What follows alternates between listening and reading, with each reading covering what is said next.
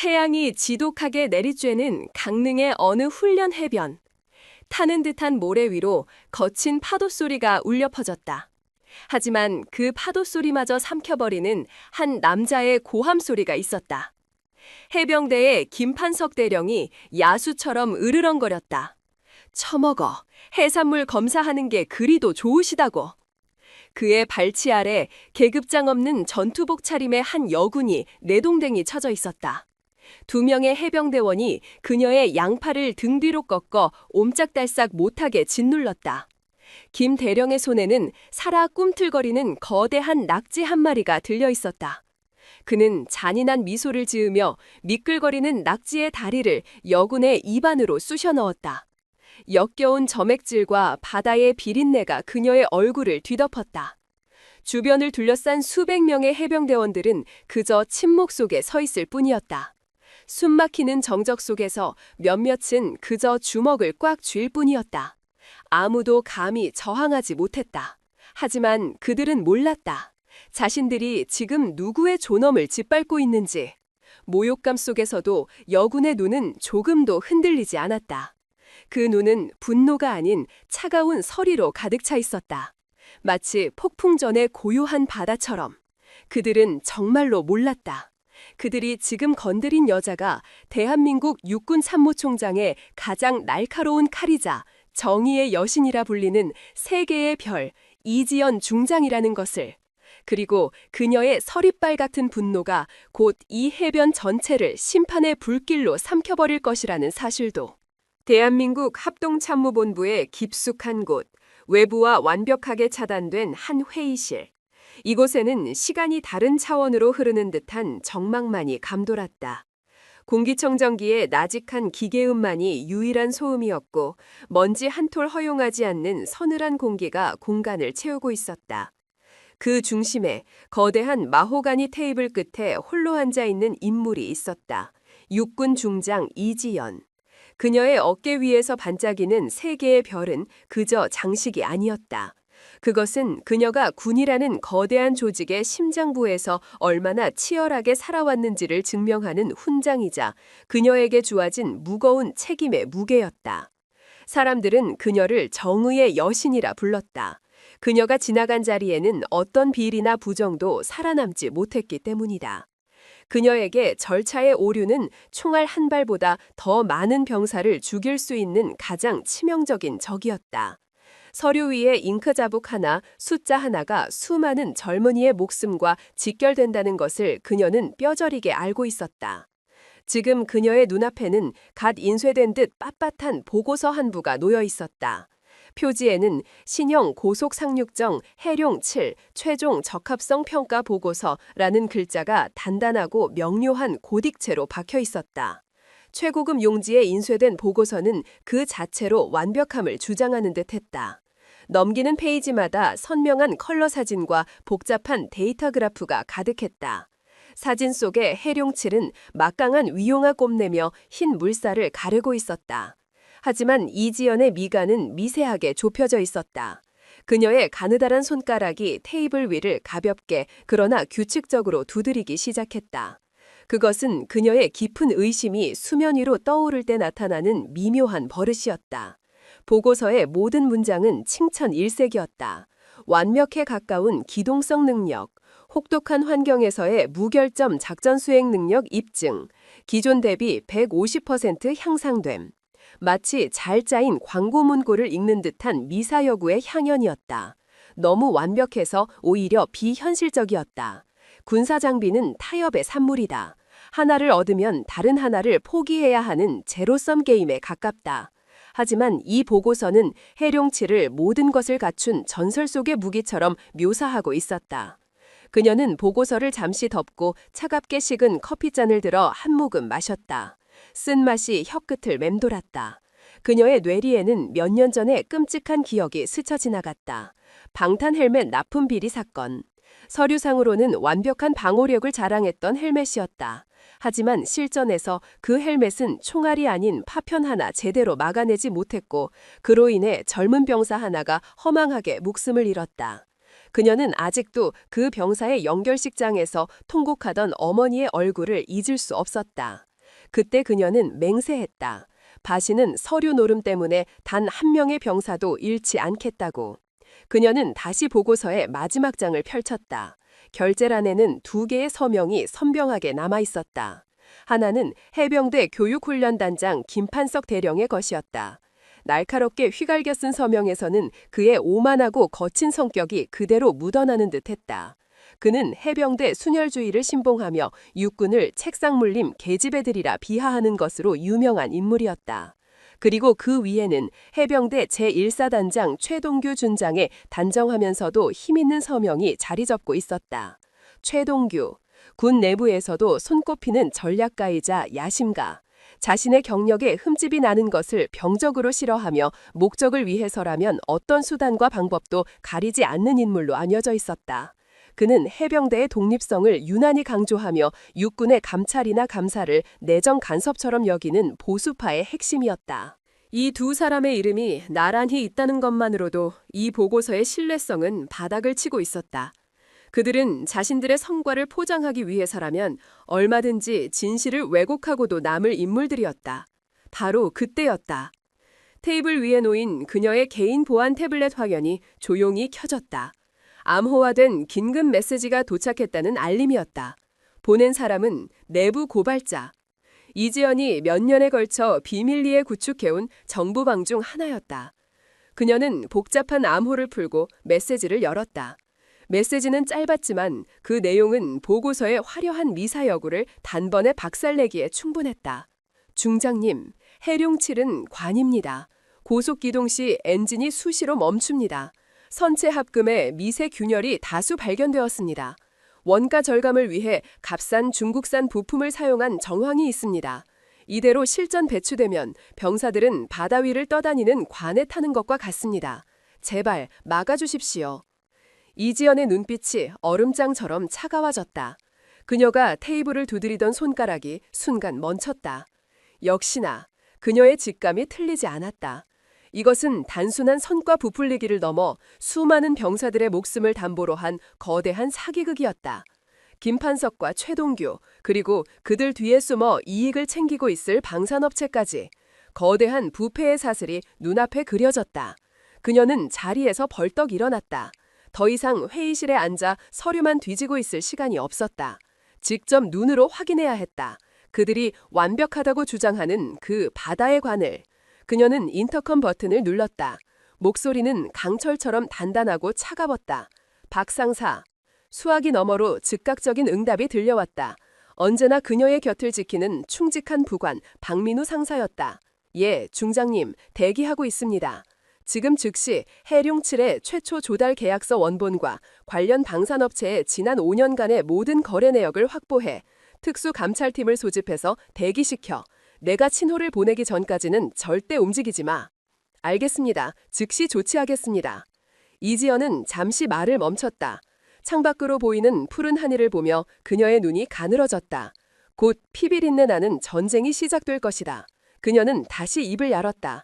그리고 박상사, 예, 중장님. 그녀의 목소리에 서늘한 결의가 실렸다. 계급장 없는 야전 전투복 한 벌 준비해줘. 가장 눈에 띄지 않는 보급병으로. 수화기 너머의 박상사가 순간 숨을 멈추는 것이 느껴졌다. 그가 조심스럽게 물었다. 혹시 직접 현장으로 가시려는 겁니까? 이지연의 입가에 얼음 같은 미소가 떠올랐다.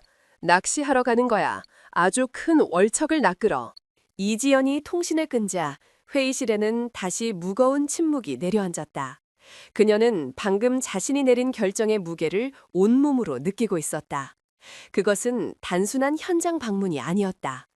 세 개의 별을 스스로 떼어내고 적진의 가장 깊숙한 곳으로 혈혈단신 걸어 들어가는 것과 같았다. 한 걸음만 삐끗해도 그녀의 군 경력 전체가 송두리째 날아갈 수도 있는 위험한 도박이었다. 하지만 그녀의 마음은 놀랍도록 평온했다. 오히려 차가운 분노가 머릿속을 명료하게 만들고 있었다. 그녀의 눈에는 지금 눈앞의 위험보다 먼 바다에 떠다니는 관 위에서 공포에 떨게 될 1000명의 젊은 병사들의 얼굴이 어른거렸다. 그들을 지킬 수만 있다면 별 3개 따위는 언제든 버릴 수 있었다. 얼마 지나지 않아 회의실 문에서 나직한 모크 소리가 들렸다. 똑똑. 기계처럼 정확하고 절제된 소리. 박민우 상사였다. 이지연이 짧게 대답했다. 들어와. 묵직한 방음문이 거의 소리 없이 열리고 박 상사가 안으로 들어섰다. 그의 손에는 깔끔하게 접힌 야전 전투복 한 벌과 평범해 보이는 군용 더플백 하나가 들려 있었다. 그는 이지연의 책상 앞에 부동 자세로 멈춰섰다. 그의 얼굴은 평소와 같이 무표정했지만 그 눈빛 속에는 깊은 우려와 걱정이 담겨 있었다. 그는 이지연이 단순한 상사가 아니라 목숨을 걸고 따르는 지도자라고 생각하는 몇 안 되는 사람이었다. 박 상사가 잠시 망설이다 무거운 목소리로 입을 열었다. 중장님, 요청하신 물품들입니다. 이지연은 고개를 끄덕이며 더플백을 가리켰다. 그녀의 목소리는 여전히 차분했다. 장비는? 말씀하신 대로 준비했습니다.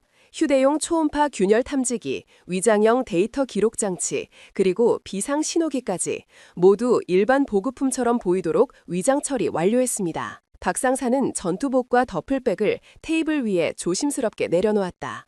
그는 차마 이지연의 얼굴을 똑바로 쳐다보지 못했다. 그가 다시 한번 마지막으로 설득하려는 듯 입을 열었다. 하지만 중장님, 다시 한번 재고해 주십시오. 이건 너무 위험합니다. 정식 감찰팀을 보내시는 것이 절차상으로도 중장님의 신변 안전을 위해서도 올바른 판단이라고 생각합니다. 이지연은 박 상사의 충심을 모르는 것이 아니었다. 하지만 그녀는 고개를 저었다. 그녀는 창가로 다가가 서울의 번잡한 도시 풍경을 내려다보았다. 수많은 불빛들이 마치 살아있는 생명체처럼 반짝이고 있었다. 저 불빛 아래에서 수많은 사람들이 군을 믿고 편안히 잠자리에 들 것이다. 그 믿음을 배신하는 자들을 그녀는 용서할 수 없었다. 이지연이 등을 돌리지 않은 채 나직이 말했다. 박 상사, 만약 우리가 정식으로 감찰팀을 보낸다고 통보하면 어떻게 될 것 같나? 아마도 그들은 모든 증거를 인멸하고 완벽하게 조작된 상태로 저희를 맞이할 겁니다. 박 상사가 마지못해 대덕했다. 맞아. 김판석과 최동규는 그런 족속들이야. 그들은 뱀처럼 교활해서 우리가 다가가기도 전에 냄새를 맡고 굴 속으로 숨어버릴 거야. 우리가 보게 될 건 잘 닦이고 기름칠된 완벽한 상륙정 뿐이겠지. 그러면 우리는 빈손으로 돌아와야 하고 이 보고서는 그대로 통과될 거고 결국 우리 병사들은 죽음의 바다로 내몰리게 될 거야. 그녀의 목소리에는 얼음 같은 냉기가 서려 있었다. 그녀는 천천히 몸을 돌려 박 상사를 정면으로 마주했다. 그녀의 눈은 더 이상 장군의 눈이 아니었다. 그것은 먹잇감을 노리는 최상위 포식자의 눈빛이었다. 나는 그들이 방심하고 있을 때, 가장 무방비한 상태일 때 그들의 허를 찔러야 해. 그들이 나를 그저 귀찮은 파리 한 마리쯤으로 여기게 만들어야 해. 그래야만 그들의 진짜 얼굴, 그 추악한 민낯을 볼 수 있어. 내가 직접 내 눈으로 그 균열을 보고 내 손으로 그 싸구려 금품을 만져봐야 직성이 풀리겠어. 그녀의 말에는 더 이상의 반박을 허용하지 않는 절대적인 확신이 담겨 있었다. 박 상사는 더 이상 아무 말도 할 수 없었다. 그는 그저 허리를 깊이 숙였다. 명령 받들겠습니다. 이지연은 만족한 듯 고개를 끄덕였다. 그녀는 테이블로 다가가 자신의 어깨에 달려있던 무거운 중장 계급장을 망설임 없이 떼어냈다. 철컥 하는 소리와 함께 그녀의 권위와 명예의 상징이 차가운 테이블 위로 떨어졌다. 이어서 그녀는 한치의 흐트러짐도 없이 완벽하게 다려진 장군용 전투복의 단추를 하나씩 풀기 시작했다. 지난 수십 년간 그녀의 몸과 같았던 군복이 스르르 벗겨졌다. 그리고 그녀는 박 상사가 가져온 계급장 하나 없는 낡은 전투복을 집어들었다. 햇볕과 땀, 흙먼지 냄새가 희미하게 배어있는 평범한 군인의 옷이었다. 그녀가 전투복을 입자 조금 전까지 회의실을 압도하던 정의의 여신의 위엄은 온데간데 없이 사라졌다. 그곳에는 그저 낯선 부대로 파견 나온 피곤하고 무표정한 얼굴에 이름 없는 보급병 한 명만이 서 있을 뿐이었다. 그녀는 머리를 군모 안으로 단정하게 말아넣고 얼굴에 희미한 위장크림까지 발랐다. 완벽한 변신이었다. 그녀는 더플백을 열어 내용물을 확인했다. 박 상사의 말대로 모든 장비는 평범한 군용품처럼 보였다. 초음파 탐지기는 야전 정비용 멀티툴처럼 생겼고 기록 장치는 투박한 군용 시계 안에 내장되어 있었다. 그녀는 시계를 손목에 차고 멀티툴을 허리춤에 꽂았다. 모든 준비를 마친 이지연이 박상사에게 마지막 명령을 내렸다. 내가 이곳을 나서는 순간부터 나는 더 이상 육군 중장 이지연이 아니다. 나는 육군 군수사령부 소속의 김민지 주무관이다.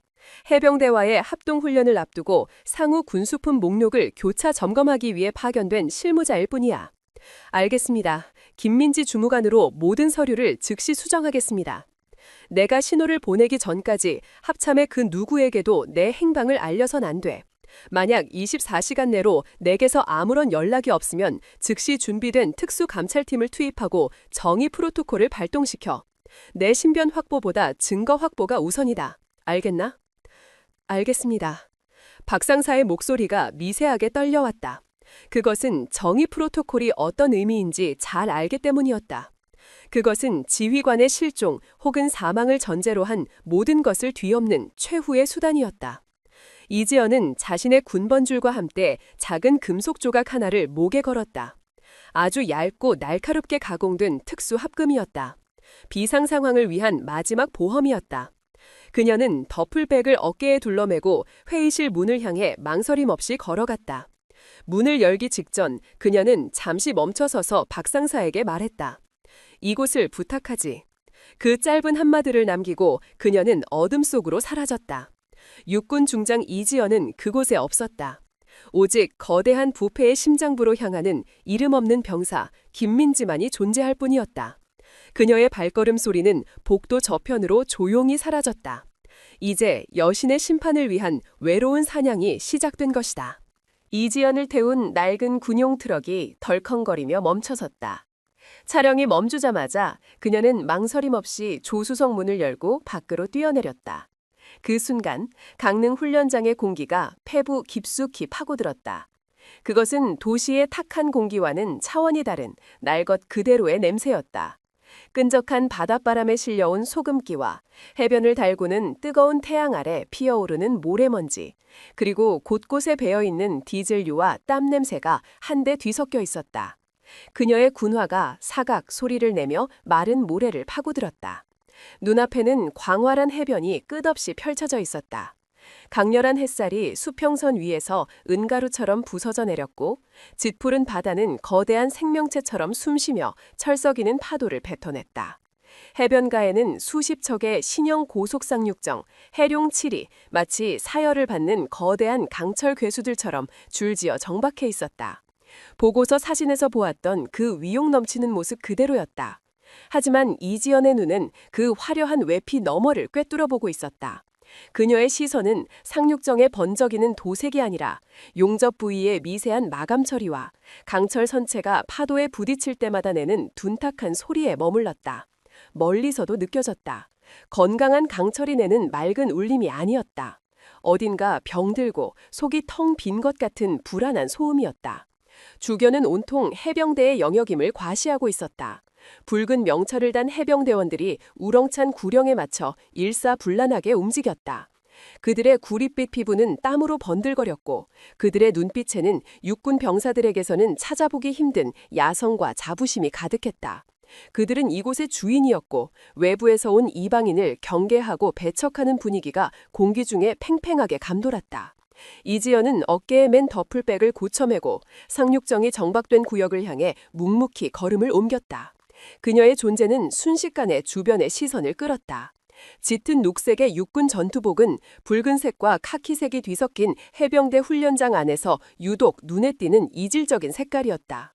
수근거리는 소리가 여기저기서 들려왔다. 저건 뭐야? 육군 아냐? 계급장도 없는 거 보니 완전 신참인가 본데. 웬 계집이 여길 다 와? 소풍 왔나?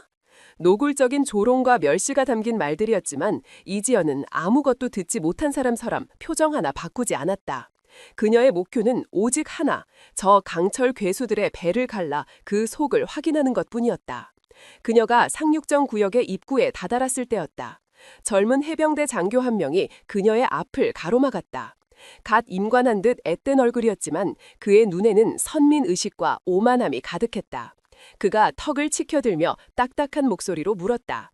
신원과 용모를 밝히시오. 이지연은 덮을댁에서 구겨진 파견 명령서를 꺼내 건넸다. 그녀는 일부러 목소리를 살짝 잠기게 만들어 피곤에 지친 실무자의 느낌을 연출했다. 육군 군수사령부 소속 김민지 주무관입니다. 합동훈련 관련 상호 보급 품목 리스트 교차 점검차 파견됐습니다. 해병대 소위는 서류를 마지못해 받아들고는 위아래로 훑어보았다. 그의 입가에 비웃음이 걸렸다. 교차 점검? 이런 건 보통 통신망으로 처리하지 않나? 육군은 아직도 이런 구식으로 일하나 보지? 이지연은 무미건조하게 대답했다. 상부의 명령입니다. 현장 실물 확인이 필요하다는 지시가 있었습니다. 상부? 어느 쪽 상부 말이지? 소위가 집중하게 물고 늘어졌다. 그 순간 그들의 뒤편에서 지축을 울리는 듯한 저음의 목소리가 들려왔다.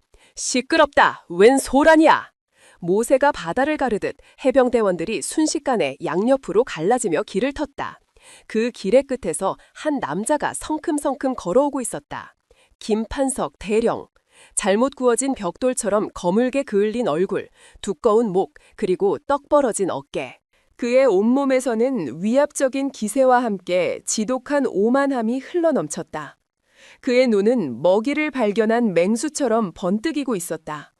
그는 이지연의 앞에 우뚝 멈춰서서 머리부터 발끝까지를 노골적으로 훑어내렸다. 마치 가축 시장에 나온 암소를 훑어보는 듯한 모욕적인 시선이었다. 그가 옆에 있던 소희에게 으르렁거렸다. 설명해봐. 이 육군 계집애는 뭐 하는 년이지? 계집애라는 단어가 그의 입에서 침처럼 튀어나왔다. 소희가 허리를 굽히며 다급하게 보고했다. 대령님, 육군에서 파견 나온 실무자라고 합니다. 보급품 점검을. 김판석은 소희의 말이 끝나기도 전에 손을 들어 막아버렸다. 그의 시선은 여전히 이지연에게 고정되어 있었다. 그가 한 걸음 더 다가왔다. 그에게서 풍기는 땀과 담배 냄새가 역겹게 코를 찔렀다. 김판석이 비웃음을 터뜨렸다. 하하, 보급품 점검? 책상에 앉아서 연필이나 굴리던 것들이 뭘 안다고 여기까지 기어들어와. 여기가 어디인 줄은 아나? 그의 목소리는 주변의 모든 소음을 압도할 만큼 컸다. 주변의 해병대원들이 흥미로운 구경거리가 생겼다는 듯 키득거리기 시작했다. 이지연은 침묵 속에서 김판석을 마주보았다. 그녀의 눈은 동요 없이 맑고 차가웠다. 그녀는 다시 한번 자신의 신분을 밝혔다. 육군 군수사령부 소속 김민지입니다. 절차에 따라. 닥쳐! 김판석이 포효했다. 그의 고함에 주변 공기가 세차게 흔들렸다. 그가 이지연의 얼굴 바로 앞까지 자신의 얼굴을 들이밀었다. 타는 듯한 분노가 그의 눈에서 이글거렸다. 여기는 해병대다. 니들 육군놈들이 와서 장난감 병정놀이 하는 곳이 아니란 말이다. 파도가 뭔지, 짠물이 얼마나 독한지, 실전이 얼마나 지독한지 아무것도 모르는 것들이 감히 어디 신성한 우리 구역에 발을 들여나. 그는 이지연의 어깨를 손가락으로 강하게 툭 쳤다. 모욕적인 행동이었다. 특히 여자라니 기가 막혀서 말이 안 나오는군. 화장품이랑 총알도 구분 못하는 거 아냐. 바다는 말이다. 니들처럼 분냄새나 풍기는 계집애들이 인형놀이 하는 곳이 아니야. 당장 꺼져. 이지연은 그의 손가락에 밀려나지 않았다. 그녀의 발은 마치 땅속 깊이 뿌리내린 거대한 나무처럼 미동도 하지 않았다. 그녀의 차분한 목소리가 다시 한번 울려 퍼졌다. 그 목소리는 김판석의 광기 어린 분노와 극명한 대조를 이루었다. 명령서를 확인하셨을 텐데요, 대령님. 저는 제 임무를 수행해야 합니다. 협조해 주시지 않으면 규정에 따라 상부에 보고하는 수밖에 없습니다. 상부라는 단어에 김판석의 눈썹이 꿈틀거렸다. 그에게 상부란 곧 최동규 준장을 의미했고 최동규는 지금 이 시기에 어떤 잡음도 일어나길 원치 않는다는 것을 그는 잘 알고 있었다. 그는 잠시 이지연을 노려보았다. 저 계급장도 없는 여자의 눈은 이상할 정도로 고요했다. 보통 군대에서 대령급이 이 정도로 윽박지르면 겁을 먹고 울음을 터뜨리거나 최소한 당황하는 기세라도 보여야 정상이었다. 하지만 그녀는 마치 폭풍의 눈 한가운데 서 있는 것처럼 평온했다. 오히려 그 평온함이 김판석의 신경을 더욱 거슬렀다. 김판석은 쯧 하고 혀를 치며 한 걸음 물러섰다. 그는 주변을 둘러싼 부하들을 향해 과장된 몸짓으로 외쳤다. 모두 들었나?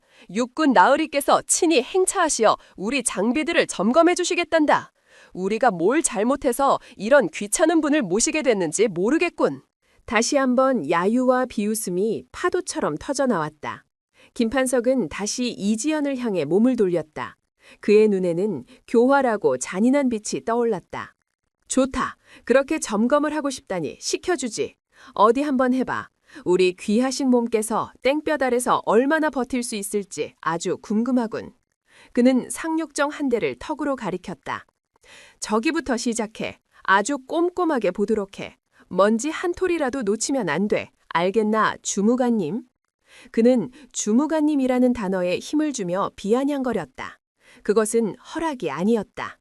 네가 어디까지 버티나 보자는 식의 악의가 담긴 선전포고였다. 이지연은 아무 대답도 하지 않았다. 그녀는 그저 김판석의 옆을 묵묵히 지나쳐 그가 가리킨 상륙정을 향해 걸어갔다.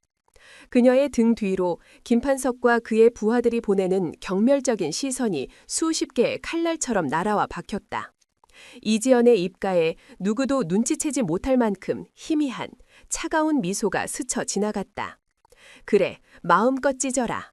너희들의 오만함이 바로 내가 찾던 증거니까. 그녀는 상륙정의 차가운 강철 선체에 손을 얹었다. 이제 심판을 위한 첫 번째 메스가 가해질 시간이었다. 그녀의 손끝에서부터 거들한 부패의 성벽을 무너뜨릴 첫 번째 균열이 시작되고 있었다. 이지연은 자신에게 쏟아지는 수백 개의 조롱어린 시선을 등 뒤에 그대로 내버려둔 채 첫 번째 해룡 7 상륙정의 거대한 선체 앞에 섰다. 자결하는 태양은 상륙정의 회색 강철판을 뜨겁게 달구어 그 위로 아지랑이가 피어오를 정도였다.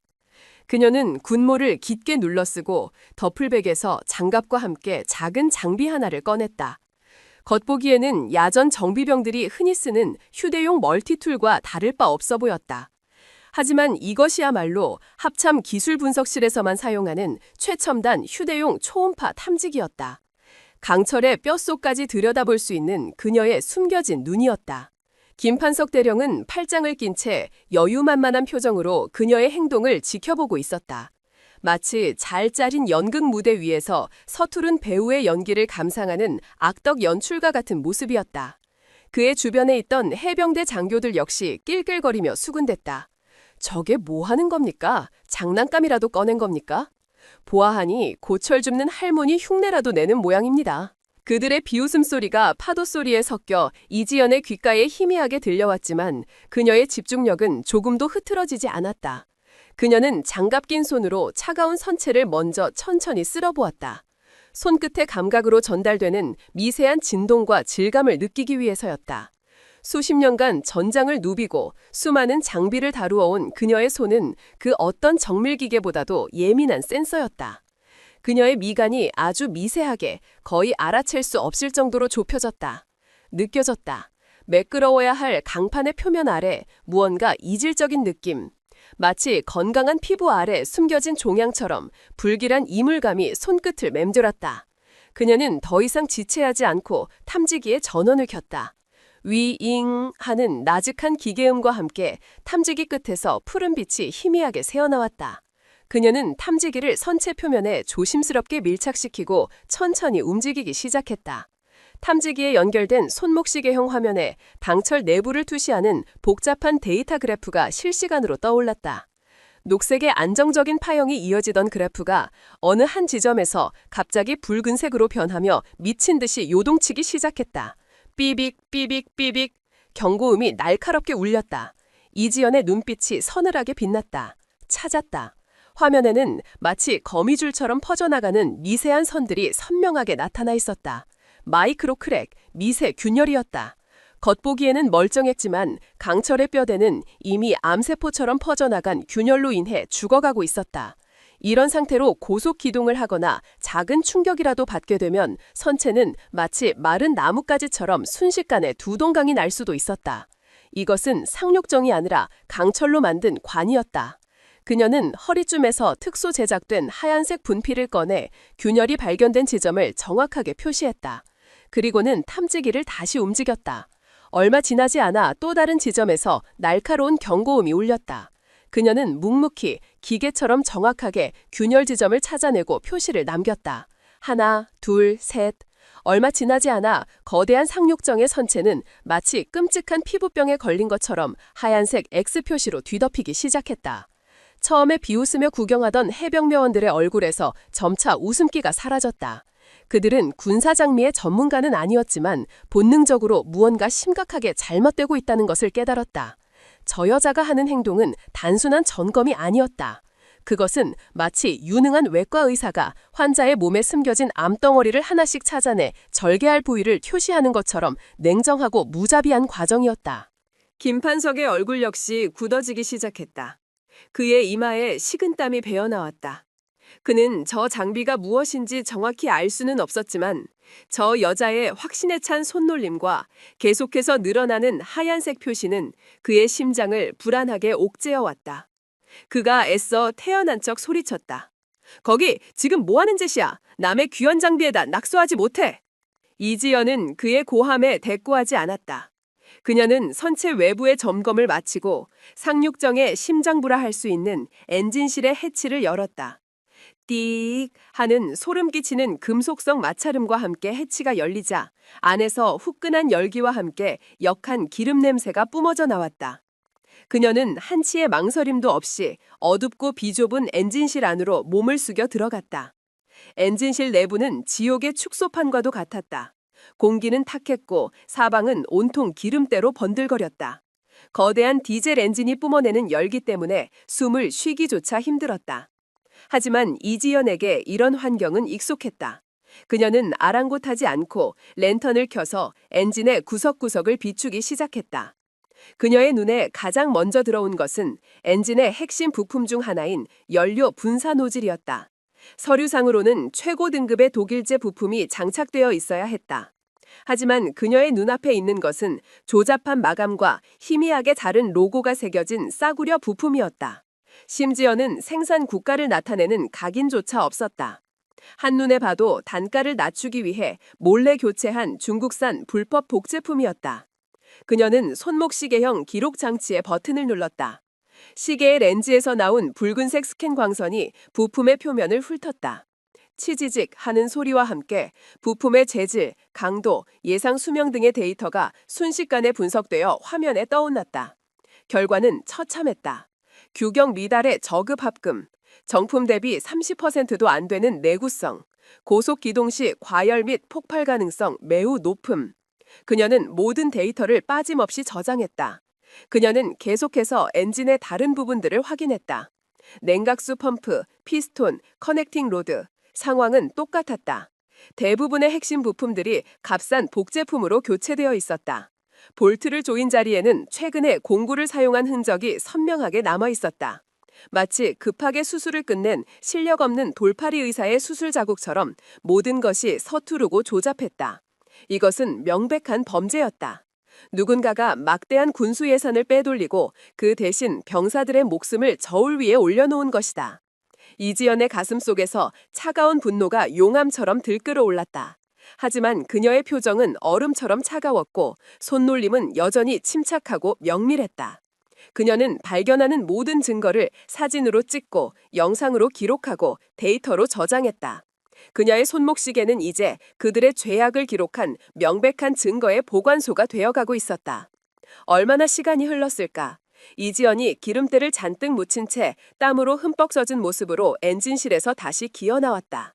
그녀가 밖으로 나오자 해변의 분위기는 처음과 완전히 달라져 있었다. 비웃음과 조롱은 사라지고 그 자리에는 무겁고 불안한 침묵만이 감돌고 있었다. 모두가 숨을 죽인 채 그녀의 다음 행동을 주시하고 있었다. 김판석은 더 이상 팔짱을 끼고 있지 않았다.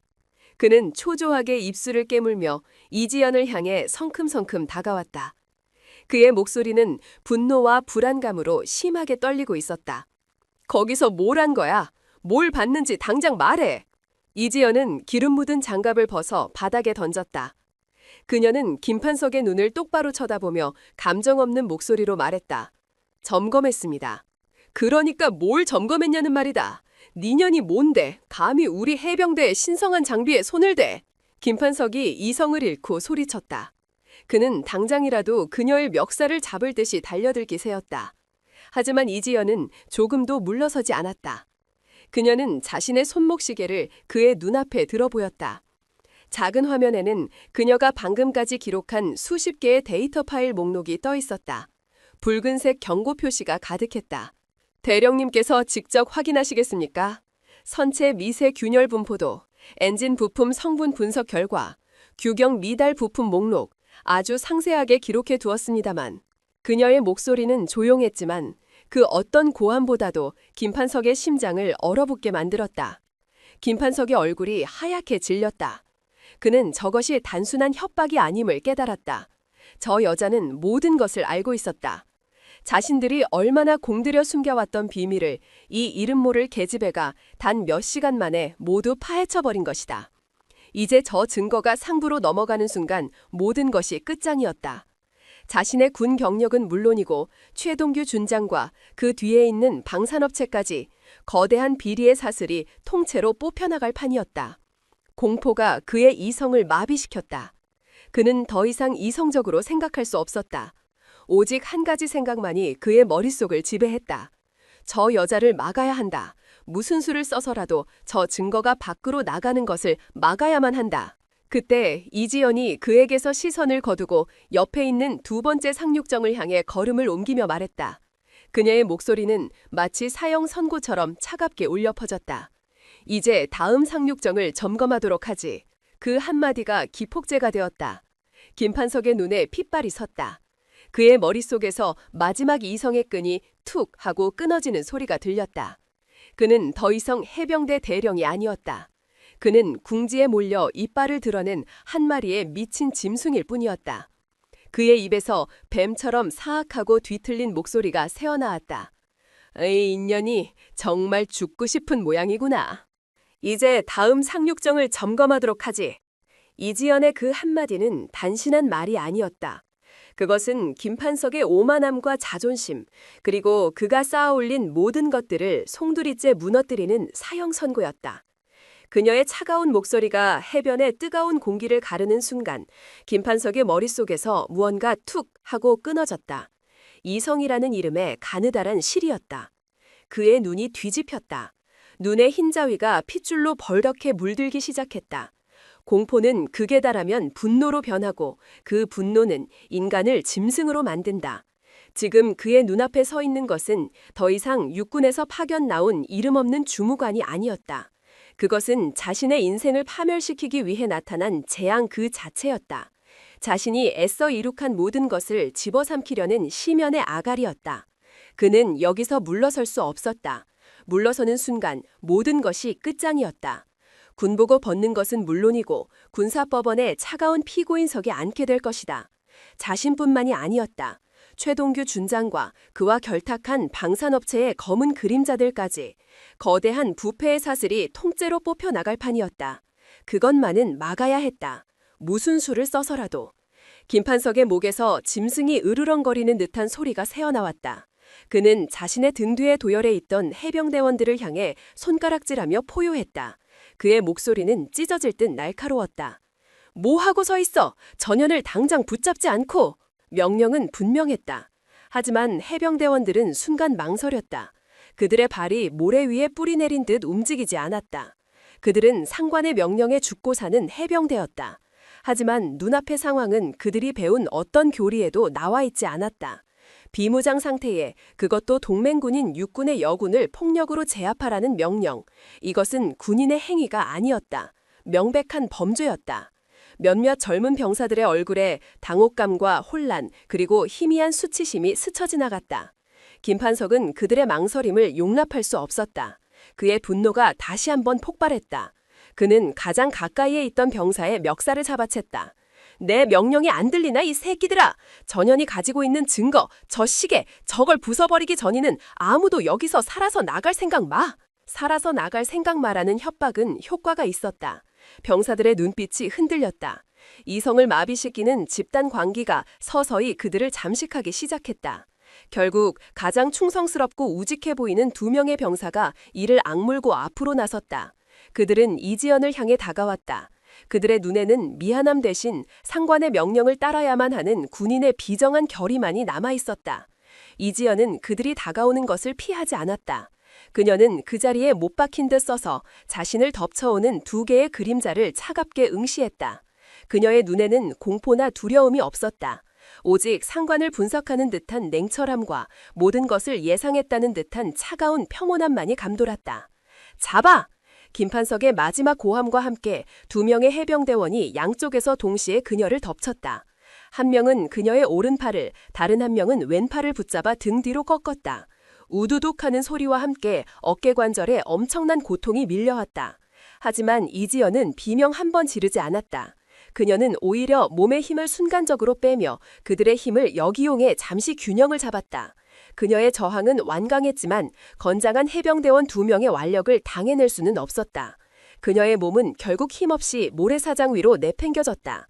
그녀의 얼굴이 거친 모래에 쓸렸다. 입안으로 짜고 비릿한 모래알이 씹혔다. 주변을 둘러싼 수백 명의 해병대원들은 숨을 죽였다. 파도 소리만이 유일하게 들려오는 섬뜩한 침묵이 해변을 지배했다. 그들은 지금 자신들의 눈앞에서 벌어지고 있는 이 폭력적인 장면을 외면하고 싶었지만 그럴 수 없었다. 그들은 방관자이자 동시에 공범이었다. 김판석은 거친 숨을 몰아쉬며 무릎 꿇린 이지연의 앞에 섰다. 그는 승리감에 도취된 정복자처럼 그녀를 내려다보았다. 그의 입가에 잔인하고 뒤틀린 미소가 걸렸다. 그는 만족하지 않았다. 단순히 그녀를 제압하는 것만으로는 분이 풀리지 않았다. 그는 그녀의 자존심을, 그녀의 영혼을 갈기갈기 찢어놓고 싶었다. 그녀가 감히 자신에게 도전했던 것을 뼈저리게 후회하게 만들고 싶었다. 바로 그때 그의 눈에 무언가가 들어왔다. 근처에서 훈련의 일환으로 해루질을 하던 병사들이 가져다 놓은 양동이었다. 그리고 그 양동이 안에는 방금 바다에서 잡아올린 거대한 낙지 한 마리가 살아 꿈틀거리고 있었다. 미끌거리는 붉은 몸통, 수십 개의 흡판이 달린 길고 끈적한 다리들. 그것을 보는 순간 김판석의 머릿속에 악마 같은 생각이 떠올랐다. 그의 얼굴에 광기 어린 희열이 번져나갔다. 그는 양동이로 다가가 망설임 없이 손을 집어넣어 낙지를 거칠게 움켜쥐었다. 낙지는 그의 팔을 휘감으며 필사적으로 저항했다. 끈적한 점액질이 그의 팔뚝을 타고 흘러내렸다. 그는 아랑곳하지 않고 꿈틀거리는 낙지를 들고 이지연에게 다가왔다.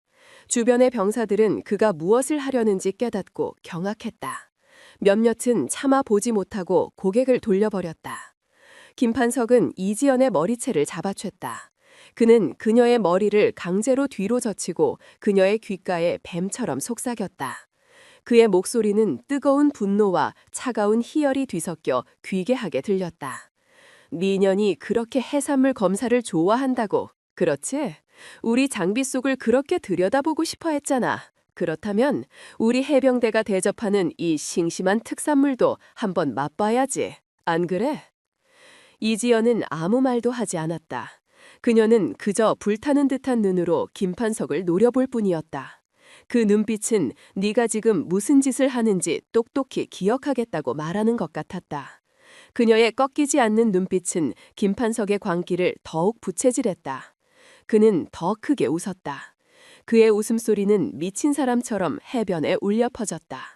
아직도 그 눈빛이 살아있네. 좋아. 아주 좋아. 내가 그 누나를 뽑아버리기 전에 이거나 실컷 맛보시지. 그는 더 이상 망설이지 않았다. 그는 살아 꿈틀거리는 낙지를, 그 미끌거리고 끈적한 다리들을 이지연의 얼굴을 향해 그대로 들이밀었다. 그리고는 그녀의 입안으로 억지로 쑤셔넣기 시작했다. 끔찍한 감각이 그녀의 모든 신경을 지배했다. 역겨운 바다의 비린내와 점액질이 코와 입으로 밀려 들어왔다. 살아있는 생명체의 축축하고 차가운 살덩이가 입술을 비집고 들어왔다. 낙지의 다리들이 그녀의 뺨과 턱을 휘감았고 흡판들이 피부에 달라붙어 살을 빨아들이는 듯한 고통스러운 감각을 만들어냈다. 숨을 쉴 수가 없었다. 코와 입이 모두 막혀버렸다. 질식의 공포가 엄습했다. 보통 사람이었다면 이미 공황 상태에 빠져 발버둥치다 정신을 잃었을 것이다. 하지만 이지연은 달랐다. 그녀의 뇌는 극한의 상황 속에서 오히려 얼음처럼 차가워졌다. 그녀의 머릿속에는 과거의 끔찍한 훈련 기억이 스쳐 지나갔다. 포로 신문 및 생존 훈련, 물고문과 수면 박탈, 끝없는 심리적 압박 속에서 버텨내야 했던 지옥 같은 시간들. 그때에 비하면 지금의 이 모욕은 그저 역겨운 장난에 불과했다. 그녀는 공포에 저하는 대신 그것을 받아들였다. 그녀는 본능적으로 숨을 참았다. 그녀의 폐는 일반인의 상상을 초월할 정도로 단련되어 있었다. 그녀는 이 상황을 버텨낼 수 있었다. 중요한 것은 버티는 것이 아니었다. 반격의 순간을 찾는 것이었다. 그녀는 자신을 붙잡고 있는 두 명의 해병대원의 힘의 균형을 느꼈다. 오른쪽 놈의 악력이 조금 더 강했지만 왼쪽 놈은 긴장한 탓인지 자세가 불안정했다. 그녀는 입안에서 꿈틀거리는 낙지의 움직임을 분석했다. 어떻게 하면 최소한의 동작으로 이것을 뱉어낼 수 있을까? 김판석의 위치, 주변 지형, 바람의 방향까지. 그녀의 뇌는 슈퍼컴퓨터처럼 모든 변수를 계산하고 있었다. 김판석은 그녀가 곧 굴복하리라 생각했다. 그는 승리감에 도취되어 그녀를 붙잡고 있던 병사들에게 소리쳤다. 똑똑히 봐라. 이게 바로 육군 계집애들의 최후다.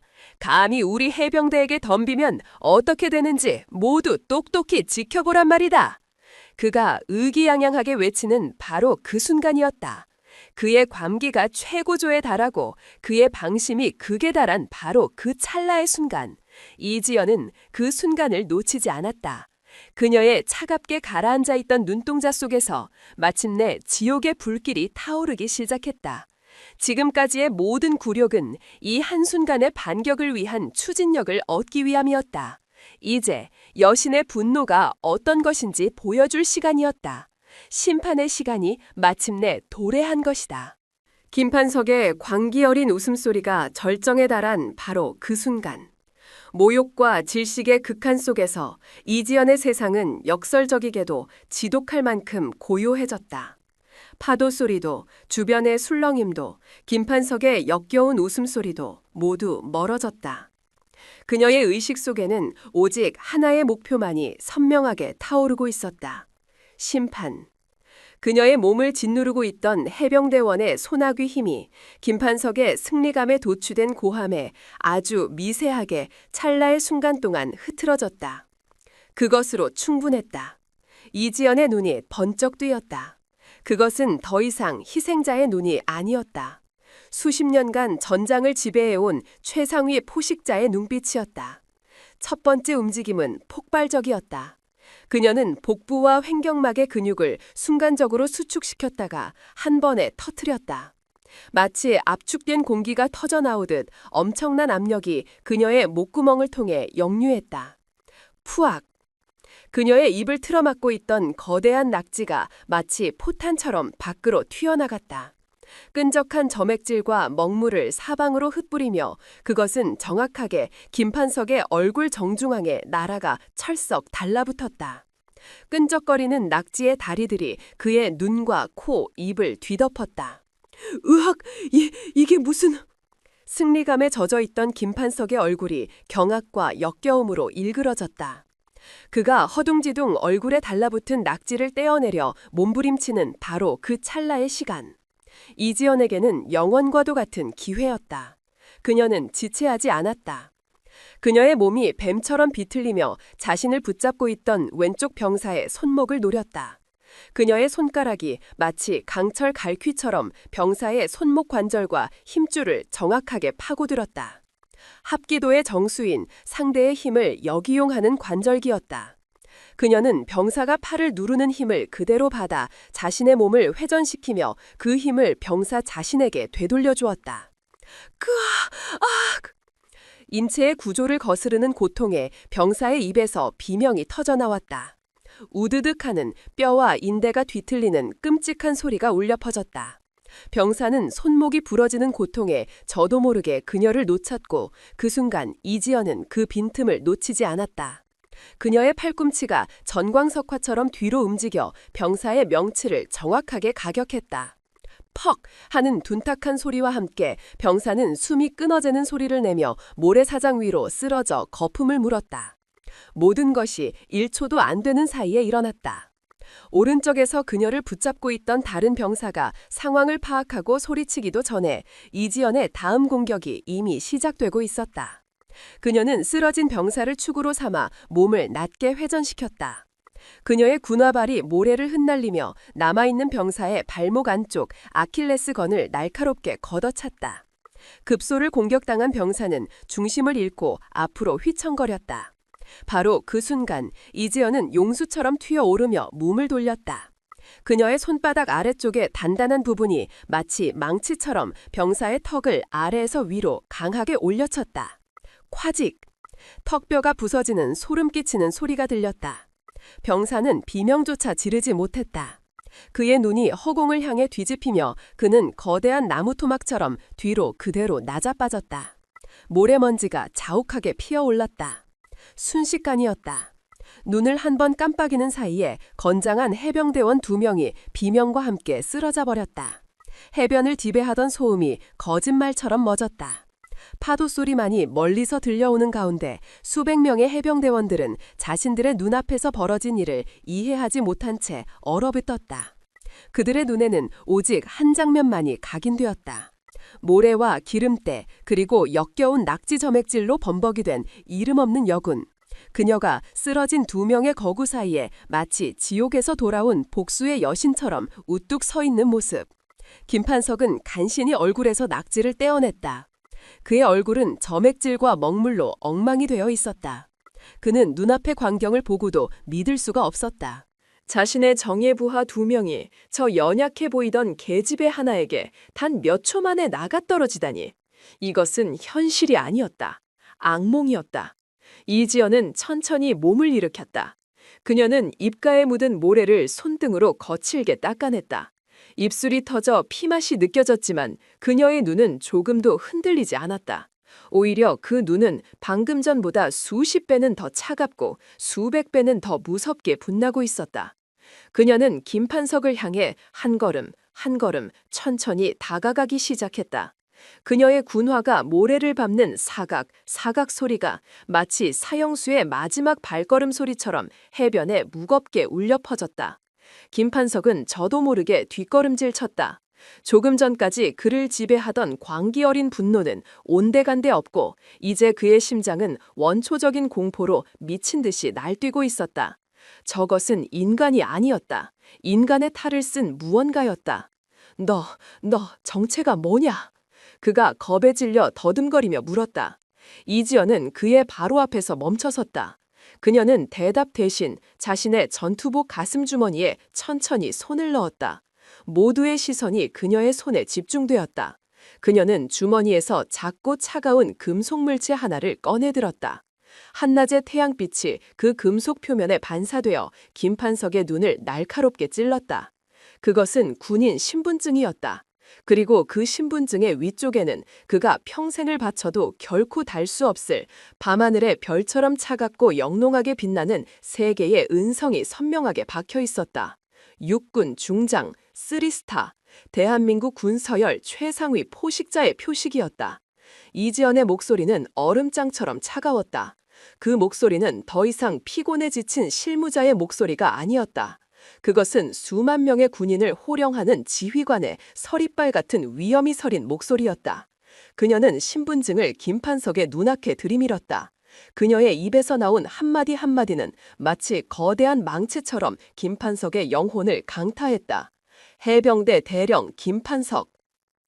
네? 네 놈은 방금 네 직속 상관을 공격했다. 김판석의 눈이 터질 듯 커졌다. 그의 시선은 신분증의 사진과 그 위에 박힌 3개의 별과 그리고 눈앞에 서 있는 여자의 얼굴을 미친 듯이 오갔다. 군수사령부의 이름 없는 주무관 아니었다. 사진 속의 인물은 분명 눈앞의 여자였다. 그리고 그 이름은 이지연. 합참의 정의의 여신, 그 어떤 비리도 용납하지 않는 대통령 직속의 칼날. 그녀의 이름은 군 내부의 부패한 자들에게는 저승사의 이름과도 같았다. 중장님, 이지연, 중장님. 김판석의 입에서 믿을 수 없다는 듯한 신음이 새어나왔다. 그의 뇌가 현실을 받아들이기를 거부했다. 다리가 후들거리기 시작했다. 세상이 무너져 내리는 감각. 자신이 방금 무슨 짓을 저질렀는지 깨닫는 순간 그의 온몸에서 피가 빠져나가는 듯한 차가운 감각이 엄습했다. 자신은 지금 살아있는 전설의 영린을 건드린 것이다. 이지연은 신분증을 다시 주머니에 넣었다. 그녀는 허리춤에 차고 있던 소형 무전기를 꺼내들었다. 그녀가 버튼을 누르자 치직하는 잡음과 함께 무전기가 켜졌다. 그녀의 목소리는 이제 해변 전체에 울려 퍼질 만큼 단호하고 힘이 넘쳤다. 박 상사, 들리라? 수초의 정적 후 무전기에서 박민우 상사의 긴급한 목소리가 흘러나왔다. 예, 중장님, 들립니다. 무슨 일이십니까? 지금 즉시 정의 프로토콜을 발동한다. 박 상사가 숨을 삼키는 소리가 들렸다. 이지연의 명령은 계속되었다. 정의 프로토콜 반복한다. 합참 직속 특별조사단과 기계화 헌병대를 훈련장 A1 구역으로 즉시 진입시켜라. 모든 퇴로를 봉쇄하고 현장에 있는 모든 인원을 통제한다. 특히 해병대 대령 김판석과 그 직속 부하들을 최우선 체포 대상으로 지정한다. 저항 시 발포를 허가한다. 발포 허가라는 마지막 말은 김판석의 심장에 박힌 마지막 비수였다. 그의 무릎이 힘없이 꺾였다. 그는 그대로 모래사장 위에 주저앉았다. 그의 얼굴은 이제 하얀색을 넘어 죽은 사람처럼 파랗게 질려 있었다. 모든 것이 끝났다. 이지연은 무전기를 내리고 주저앉은 김판석을 경멸스럽게 내려다보았다. 그리고는 그녀는 그에게서 시선을 돌려 공포와 충격에 휩싸인 채 서 있는 수백 명의 해병대원들을 향해 몸을 돌렸다. 그녀의 목소리는 이제 한 명의 범죄자를 향한 것이 아니었다. 그녀는 이 거대한 사기극의 가장 큰 피해자들, 바로 그 젊은 병사들을 향해 외치고 있었다. 그녀의 목소리에는 분노와 함께 그들을 향한 깊은 연민이 담겨 있었다. 모두 들으시오, 해병대 용사들! 그녀의 우렁찬 목소리에 모두의 어깨가 움찔거렸다. 나는 대한민국 육군 중장 이지연이다. 나는 오늘 이곳에 여러분이 타게 될 이 신형 상륙정의 진실을 밝히기 위해 왔다. 그녀는 손가락으로 하얀 X 표시가 가득한 상륙정을 가리켰다. 여러분이 최첨단 장비라고 믿고 있는 저것들은 사실 강철로 만든 관에 불과하다. 선체는 종이장처럼 찢어질 것이고 엔진은 언제 터질지 모르는 시한폭탄이다. 저자들은, 저 김판석과 그 윗선들은 자신들의 주머니를 채우기 위해 국방 예산을 빼돌리고 그 대가로 여러분의 목숨을 팔아넘긴 것이다. 해변에 충격의 파도가 일었다. 병사들의 얼굴에 떠올라 있던 공포가 서서히 다른 감정으로 변하기 시작했다.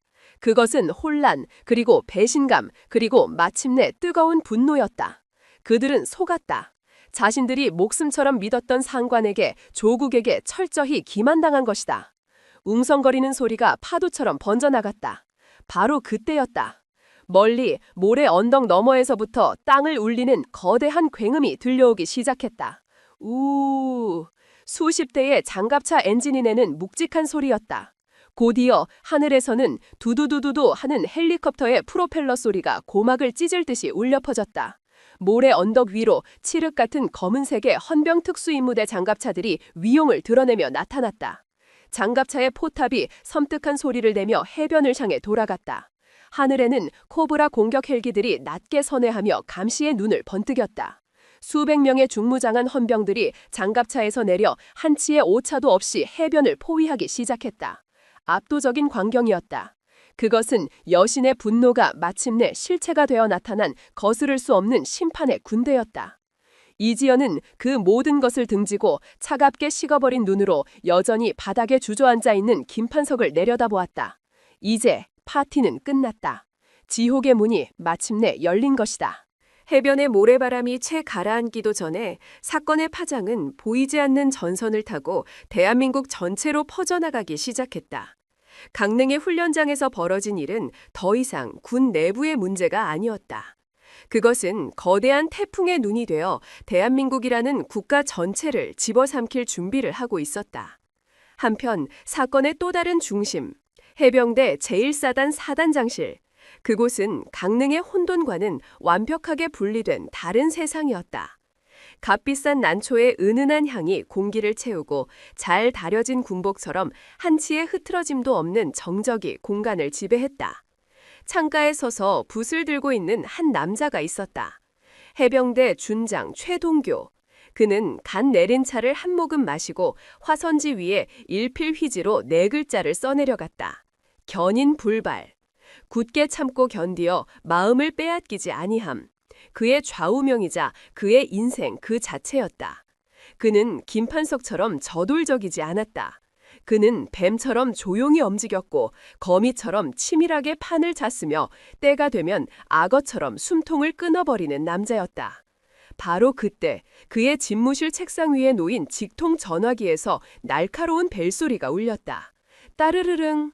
고요를 깨트리는 불길한 소음이었다. 최동규는 쓰던 붓을 조심스럽게 내려놓았다. 그의 얼굴에는 어떤 동요도 비치지 않았다. 마치 그 전화를 기다리고 있었다는 듯이. 그는 천천히 다가가 수화기를 들었다. 그의 목소리는 얼음처럼 차가웠다. 말해. 수화기 너머로 다급하고 겁에 질린 목소리가 들려왔다. 그의 신복 중 한 명이었다. 준장님, 큰일 났습니다. 김판석 대령이, 김 대령이 합참 직속 헌병대에게 현장에서 체포되었습니다. 이지연, 그 여자가 나타났습니다. 이지연 중장이었습니다. 보고를 듣는 최동규의 눈썹이 아주 미세하게 거의 알아챌 수 없을 정도로 한번 꿈틀거렸다.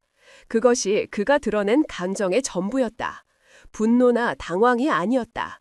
오히려 올 것이 왔구나 하는 듯한 차가운 수금에 가까웠다. 그는 이미 최악의 상황까지 모두 계산해 두고 있었다. 김판석이라는 미끼가 물렸을 뿐 진짜 싸움은 지금부터였다. 그의 머릿속은 분노 대신 차가운 계산으로 빠르게 돌아가기 시작했다. 이지연. 그녀가 직접 현장에 나타났다는 것은 이것이 단순한 군수비리 수사가 아님을 의미했다. 이것은 전쟁이었다.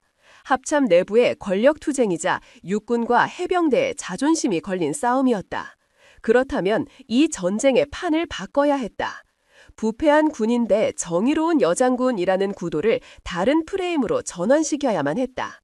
최동규는 잠시 눈을 감았다. 그리고 다시 떴을 때 그의 눈에는 뱀처럼 교활하고 차가운 빛이 번뜩이고 있었다. 그는 수화기에 대고 나직이 그러나 강철 같은 어조로 명령을 내렸다. 당황하지 마라. 지금부터 내가 말하는 대로 움직여. 우선 언론 라인을 총동원해. 내가 연결해준 모든 기자들에게 연락 돌려. 단독이라는 딱지를 붙여서 기사를 내보내도록 해. 어떤 내용의 기사 말씀이십니까? 최동규의 입가에 비릿한 미소가 떠올랐다. 제목은 이렇게 뽑아. 육군 삼성장군의 월관 행위, 해병대 정예장교 표적수사 논란. 내용은 중요하지 않아. 중요한 건 프레임이야. 이 사건을 군수비리가 아니라 육군과 해병대의 갈등으로 만들어. 야심에 찬 여장군이 자신의 공을 세우기 위해 무리한 수사를 벌이다 해병대의 명예에 흠집을 냈다는 식으로. 이해했나? 알겠습니다, 준장님. 그리고 김판석 대령의 가족에게 연락해. 지금 당장 가장 비싼 로펌을 붙여주고 언론 인터뷰를 준비시켜. 나라를 위해 평생을 헌신한 남편이자 아버지가 하루아침에 파렴치한 비리 군인으로 매도당했다며 눈물로 호소하게 만들어 동정 여론을 최대한 끌어모아. 조치하겠습니다. 마지막으로 국방위원회 소속 의원들에게 연락해 이 사태가 군의 사기를 저하하고 군종 간의 갈등을 유발하는 심각한 안보 위협이라고 보고해.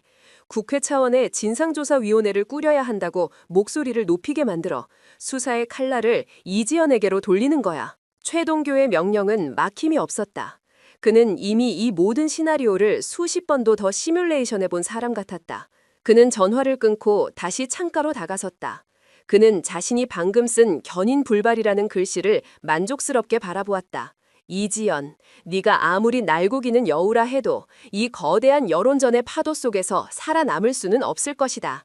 너는 군인이지만 나는 정치를 아는 군인이니까. 그 시각 이지연은 강릉 훈련장에 설치된 임시지휘본부에서 밤을 새우고 있었다. 그녀의 얼굴은 흙먼지와 피로로 얼룩져 있었지만 눈빛만은 형형하게 살아있었다.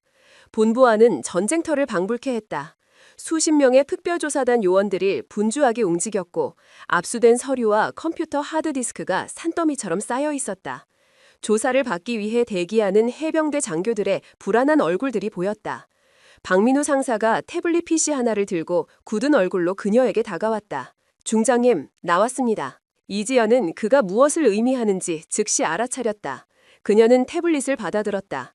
화면에는 이제 막 올라오기 시작한 인터넷 속보들이 가득했다. 단독, 육군 중장, 해병대 훈련장 무단 진입, 과잉 수사 논란, 속보, 김판석 대령 측, 표적 수사, 짜맞추기식 증거, 강력 반발, 이슈 분석, 끝나지 않는 육군 해병대 갈등, 이번엔 장성급으로 비화. 기사들의 내용은 약속이라도 한 듯 비슷했다.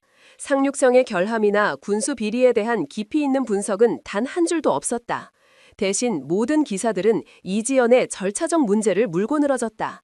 그녀가 왜 정식 감찰이 아닌 위장 잠입이라는 극단적인 방법을 택했는지, 그 과정에서 해병대 장교들에게 가해진 폭력은 정당했는지, 이것이 해병대의 자존심을 짓밟고 군의 위계 질서를 무너뜨리는 행위는 아닌지, 교묘하게 논점을 흐리고 본질을 왜곡하는 기사들이었다. 이지연의 입에서 차가운 실소가 터져나왔다. 최동규, 이 여우 같은 놈, 시작했구나. 박 상사가 우려 섞인 목소리로 말했다. 예상보다 빠릅니다. 그리고 훨씬 조직적입니다. 마치 준비된 시나리오처럼 움직이고 있습니다. 그럴 줄 알았어. 김판석은 그저 미끼였을 뿐 진짜 몸통은 따로 있었으니까. 이 싸움은 증거만으로는 이길 수 없어. 여론전이야. 그녀의 말이 끝나기 무섭게 상황은 걷잡을 수 없이 악화되기 시작했다. 밤이 지나고 아침이 되자 인터넷 언론사들의 가십성 기사는 주요 조간신문의 일면 머릿 기사로 확대되었다.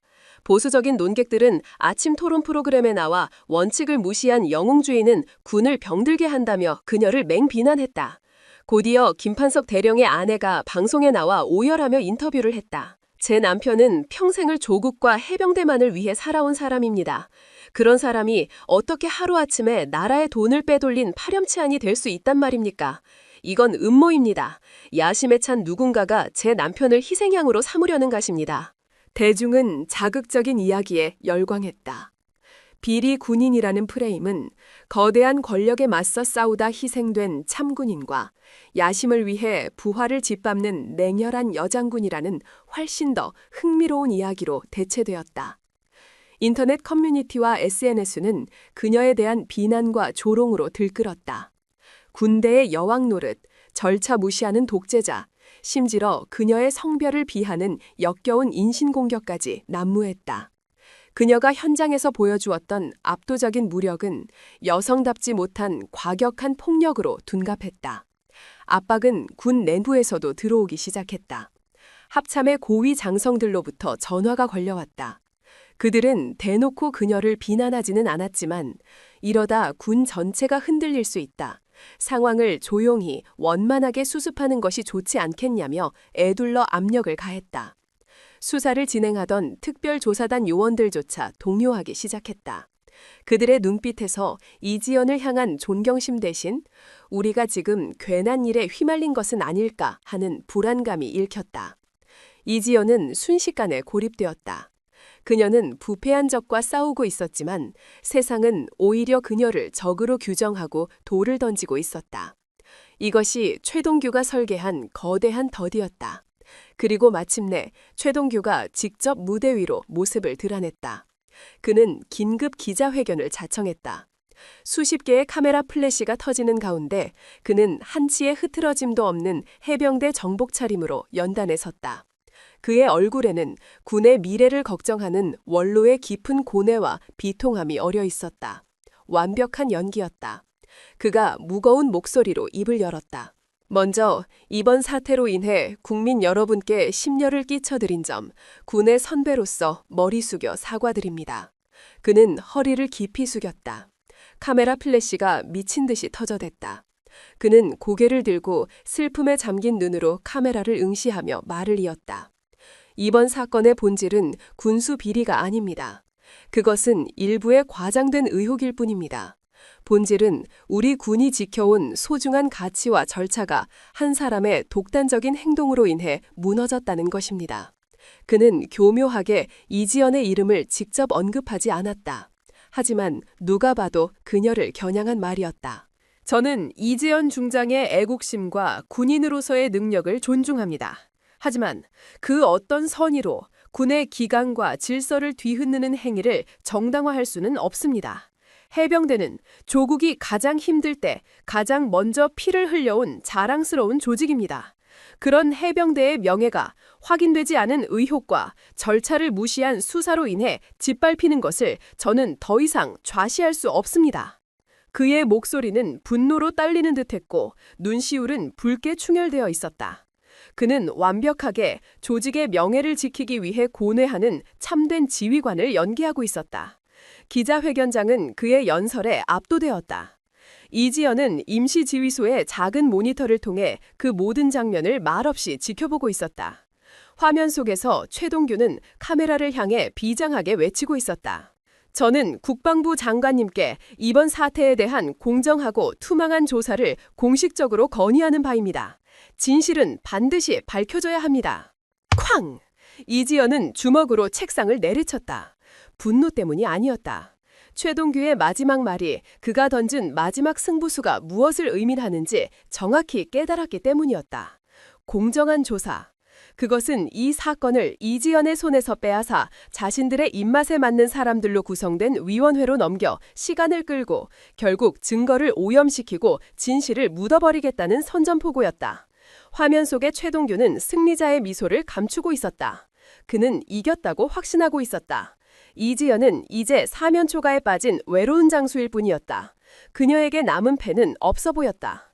하지만 최동규는 몰랐다. 그리고 세상 역시 모르고 있었다. 이지연에게는 아직 그 누구도 예상하지 못한 마지막 히든카드가 남아있다는 것을. 그것은 세계의 별이나 합참의 권위가 아니었다. 그것은 바로 그들이 그토록 벌레처럼 무시하고 짓밟았던 평범한 병사들의 마음이었다. 이제 곧 1000명의 병사들이 만들어낼 거대한 파도가 최동규가 쌓아올린 거짓의 성벽을 짓밟기 위해 밀려오고 있었다. 두 번째 사이다를 위한 무대는 그렇게 완성되고 있었다. 국방부 대회실.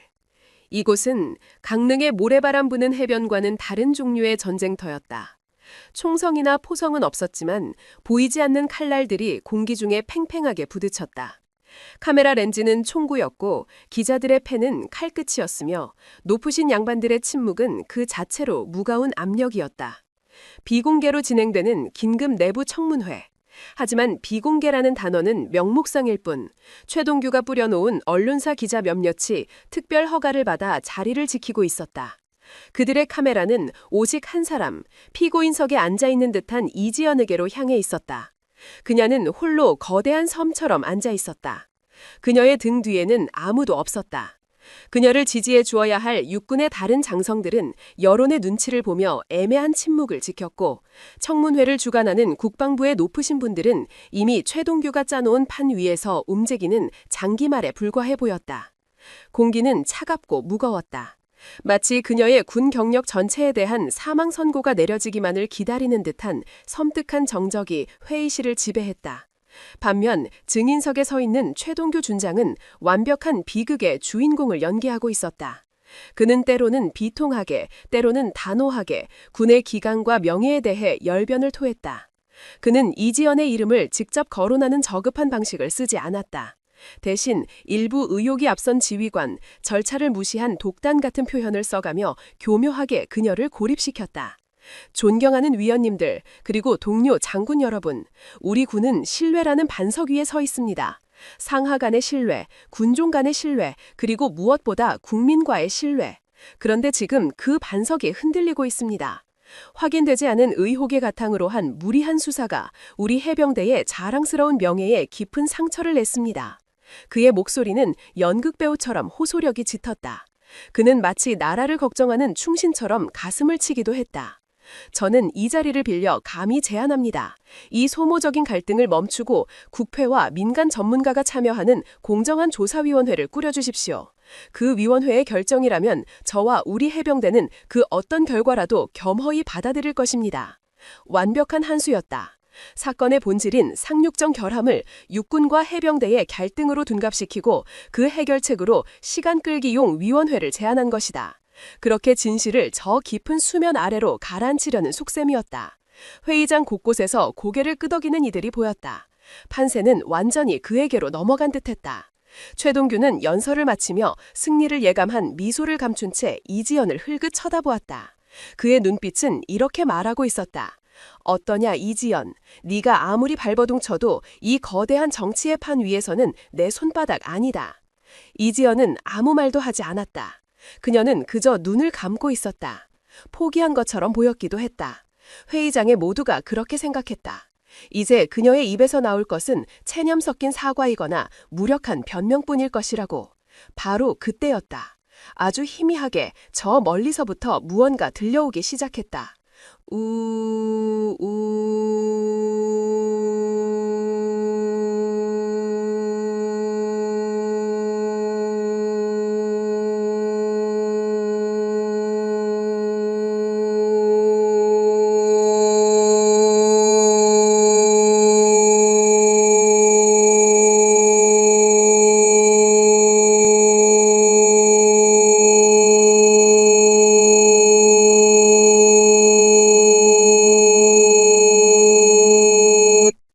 처음에는 그저 건물의 환풍기가 내는 소음이거나 멀리서 들려오는 차량 소리라고 생각했다. 하지만 그 소리는 점점 더 커지고 명확해졌다. 그것은 단순한 소음이 아니었다. 수많은 발소리가 만들어내는 거대한 리듬이었다. 땅이 울리고 있었다. 회의실의 유리창이 미세하게 떨리기 시작했다. 회의장에 앉아있던 사람들이 술렁이기 시작했다. 무슨 소리지? 지진이라도 났나? 최동규의 얼굴에서 여유만만하던 미소가 사라졌다. 그 역시 정체불명의 진동을 느끼고 있었다. 본능적인 불안감이 그의 등골을 타고 흘렀다. 소리는 점점 더 가까워졌다. 이제는 명확하게 들렸다. 수백, 아니 수천 개의 군화가 동시에 아스팔트를 내리찍으며 행군하는 소리였다. 쿵, 쿵, 쿵, 쿵. 마치 거대한 강철 심장이 박동하는 듯한 위압적이고도 장엄한 소리였다. 그 소리는 국방부 건물의 복도를 따라 조금의 망설임도 없이 회의실을 향해 다가오고 있었다. 모두의 시선이 회의실의 거대한 이중문으로 향했다. 최동규의 얼굴은 하얗게 질리기 시작했다. 설마, 아니야, 그럴 리가 없어. 그가 부정하는 사이 행군 소리는 마침내 문 바로 앞에서 멈췄다. 그리고 다음 순간 심장을 먹게 할 듯한 정적이 흘렀다. 쾅! 거대한 문이 마치 폭탄이라도 맞은 것처럼 안으로 터져 들어왔다. 육중한 경첩이 비명을 지르며 휘어지고 문짝이 양옆으로 활짝 열어져 쳐졌다. 회의장에 있던 모든 사람들이 경악하며 자리에서 벌쩍 일어났다. 기자들의 카메라 플래시가 미친 듯이 터져냈다. 문 밖에는 끝이 보이지 않는 인파가 서 있었다. 그들은 정복을 입은 장교들이나 말끔한 양복을 입은 정치인들이 아니었다. 그들은 훈련장에서 갓 달려온 듯 흙먼지와 땀으로 얼룩진 전투복 차림의 젊은 병사들이었다. 해병대에 붉은 명찰을 단 이제 막 20살을 넘겼을 법한 앳된 얼굴들. 1명, 2명, 10명, 100명, 그리고 그들 뒤로 복도를 가득 메운 수백 명의 병사들. 그들의 눈은 더 이상 상관을 향한 두려움이나 복종으로 채워져 있지 않았다. 그들의 눈에는 배신감에 대한 분노와 진실을 향한 뜨거운 갈망이 불타고 있었다. 최동규는 자신의 눈을 의심했다. 그는 숨을 쉴 수가 없었다. 자신이 그토록 벌레처럼 여기고 소모품처럼 생각했던 바로 그 병사들이었다. 자신이 조국의 방패라 부르면서 뒤로는 죽음의 구렁텅이로 밀어넣으려 했던 바로 그 젊은이들이었다. 그들이 지금 자신을 심편하기 위해 이곳에 서 있었다. 병사들은 함성을 지르거나 난동을 부리지 않았다. 오히려 그들은 무서울 정도로 질서정연하게 약속된 움직임처럼 회의실 안으로 들어오기 시작했다. 그리고 그들의 손에는 무언가가 들려 있었다. 절그렁, 쿵, 탕. 병사들은 자신들의 손에 들고 있던 것들을 회의장 바닥에 내려놓기 시작했다. 그것은 이지연이 해변에서 찾아냈던 바로 그 증거들이었다. 금방이라도 부서질 것처럼 조잡하게 용접된 상륙정의 합금판 조각들, 속이 텅 비어버린 싸구려 피스톤, 정품 로고가 아닌 조잡한 마크가 새겨진 중국산 연료 노즐, 근이 가고 이가 빠진 기어 뭉치들, 수백 개의 부서진 부품들이 최동규가 서 있던 증인석 주변으로 산더미처럼 쌓여갔다. 그것은 더 이상 단순한 고철 덩어리가 아니었다. 그것은 그들의 목숨값이었다. 그것은 최동규의 위선과 탐욕을 고발하는 소리 없는 강철의 함성이었다. 회의장은 아수라장이 되었다. 장성들은 경악했고 기자들은 이 역사적인 순간을 담기 위해 미친 듯이 셔터를 눌러댔다. 최동규는 산더미처럼 쌓인 증거들 앞에서 망연자실한 표정으로 뒷걸음질 쳤다. 그가 쌓아올린 모든 거짓말이 이 소리 없는 강철의 증언 앞에서 산산조각 나고 있었다. 그때 병사들 사이에서 한 명의 젊은 장교가 앞으로 걸어 나왔다. 갓 임관한 듯한 앳된 얼굴의 해병대 소위였다. 그는 두려움에 떠는 대신 굳은 결의에 찬 눈으로 회의장에 모인 모든 사람들을 둘러보았다. 그리고 마침내 그의 시선이 파랗게 질려버린 최동규 준장에게 꽂혔다. 소위의 젊은 목소리가 그 어떤 장군의 호령보다도 우렁차게 회의실 전체에 울려 퍼졌다. 보고드립니다. 그는 최동규가 아닌 회의장에 모인 모두를 향해 외치고 있었다. 저희 해병대원 일동은 저희의 목숨을 담보로 자신의 배를 불리는 지휘관을 따를 수 없습니다. 그의 외침에 그의 등 뒤에 서 있던 수천 명의 병사들이 동시에 발을 굴렀다. 쿵! 건물 전체가 그들의 분노에 공명하는 듯했다. 소위는 계속해서 외쳤다. 그의 목소리는 분노로 떨리고 있었다. 저희는 더 이상 소모품이 되기를 거부합니다. 저희는 조국을 위해 죽을 각오는 되어 있지만 부패한 자들의 탐욕을 위해 죽을 수는 없습니다. 그는 잠시 숨에 고르고 이번에는 홀로 앉아있는 이지연을 향해 몸을 돌렸다. 그리고 그는 수천 명의 병사들을 대표하여 조금의 망설임도 없이 그녀를 향해 거수경례를 붙였다. 그의 눈에는 뜨거운 존경과 신뢰가 가득했다. 저희는 진실을 밝히려 한 이지연 중장님을 믿습니다. 저희의 목숨을 구해준 진짜 지휘관은 바로 중장님이십니다. 그의 경례를 시작으로 기적이 일어났다. 회의실 안과 복도를 가득 메운 1000명의 해병대원들이 약속이라도 한 듯 일제히 이지연을 향해 거수경례를 했다. 필승! 1000개의 목소리가 만들어낸 함성은 천둥과도 같았다. 그것은 군의 위계질서를 뛰어넘는 진심이 담긴 존경의 표시였다. 그것은 부패한 권력에 대한 병사들의 준엄한 심판이었고 진정한 리더십에 대한 그들의 대답이었다. 최동규는 그 자리에 얼어붙은 채 서 있었다. 그의 얼굴에서 모든 핏기가 사라졌다. 그는 깨달았다. 자신이 패배했다는 것을. 그는 군대를 움직일 수 있었지만 군인들의 마음을 얻지는 못했다. 그가 평생을 바쳐 쌓아올린 명예와 권력의 성이 자신이 가장 하찮게 여겼던 병사들의 함성 한마디에 모래성처럼 무너져 내리고 있었다. 카메라 플래시가 쉴 새 없이 터졌다. 하지만 이제 그 카메라는 더 이상 이지연을 향하지 않았다. 모든 렌즈는 산산조각 난 자신의 위선 위에서 무너져 내리고 있는 한 남자의 처참한 마지막 모습을 담고 있었다. 눈을 감고 있던 이지연이 마침내 천천히 눈을 떴다. 그녀의 눈시울이 희미하게 붉어져 있었다. 그녀는 자신에게 경례를 보내는 1000명의 병사들을 한 명 한 명 눈에 담았다. 그녀의 입가에 아주 희미한 미소가 떠올랐다. 그것은 승리자의 미소가 아니었다. 그것은 자신의 병사들을 지켜낸 지휘관의 안도와 감사가 담긴 미소였다. 두 번째, 그리고 가장 통쾌한 사이다의 순간이 그렇게 완성되고 있었다. 1000개의 목소리가 만들어낸 필승이라는 함성은 단순한 경례가 아니었다. 그것은 부패한 권력의 심장에 박히는 거대한 쐐기였고 무너진 정의를 바로 세우는 우렁찬 포효였다. 그 함성이 국방부 대회실의 무거운 공기를 갈기갈기 찢어놓는 순간 판세는 돌이킬 수 없이 뒤집혔다. 청문회는 더 이상 청문회가 아니었다. 그곳은 이제 1000명의 병사들이 증인이 되고 그들이 가져온 강철의 증거물들이 검사가 된 준엄한 심판의 장이 되어버렸다. 최동규가 그토록 공들여 쌓아 올렸던 여론전의 성벽은 진실이라는 거대한 파도 앞에 모래성처럼 허무하게 무너져 내렸다. 청문회 의장의 얼굴은 하얗게 질려 있었다. 그는 떨리는 손으로 마이크를 잡고 간신히 목소리를 쥐어짰다. 그의 목소리는 더 이상 최동규를 비호하는 우회적인 어법이 아니었다. 이럴 수가...